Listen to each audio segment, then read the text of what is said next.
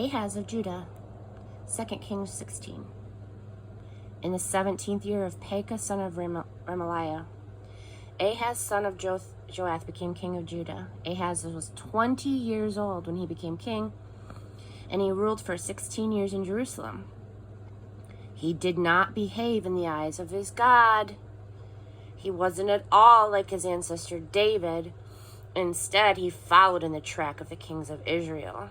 He even indulged in the outrageous practice of passing his son through the fire. A truly abominable act he picked up from the pagans God had earlier thrown out of the country. He also participated in the activities of the neighborhood sects and religion shrines that flourished all over the place. Then Rezin, king of Aram, and Pekah, son of Remaliah, king of Israel, ganged up against Jerusalem, throwing a siege around the city, but they couldn't make further headway against Ahaz. At about this same time, and on another front, the king of Edom recovered the port of Elath and expelled the men of Judah. The Edomites occupied Elath and have been there ever since. Ahaz sent envoys to Tiglath-Pileser, king of Assyria, with this message: I'm your servant and your son. Come and save me from the heavy-handed invasion of the king of Aram and the king of Israel. They're attacking me right now.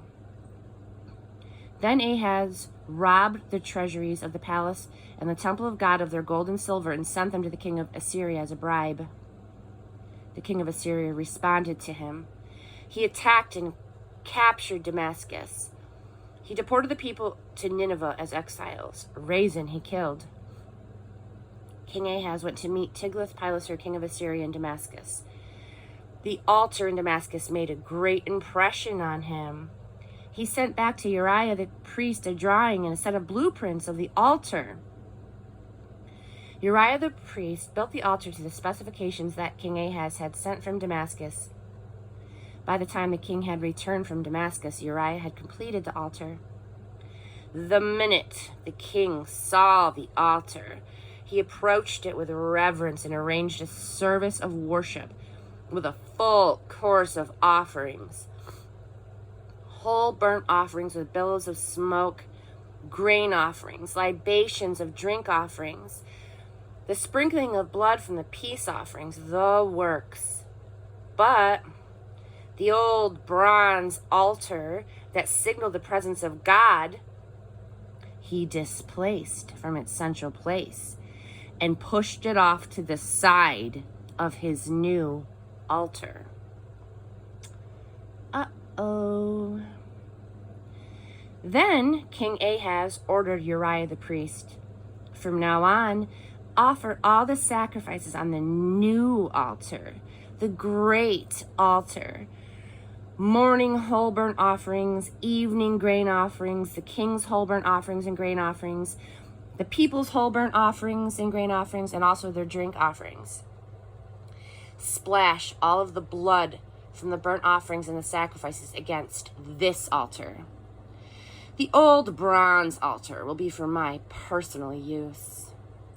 The priest Uriah followed King Ahaz's orders to the letter. Then King Ahaz proceeded to plunder the temple furniture of all of its bronze. He stripped the bronze from the temple furnishings, even salvaged the 4 bronze oxen that supported the huge basin, the sea.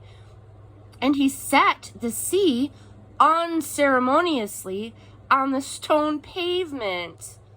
Oh no. Finally, he removed any distinctive features from within the temple that were offensive to the king of Assyria. The rest of the life and the times of Ahaz is written in the Chronicles of the Kings of Judah. Ahaz died, and he was buried with his ancestors in the city of David. His son Hezekiah became the next king.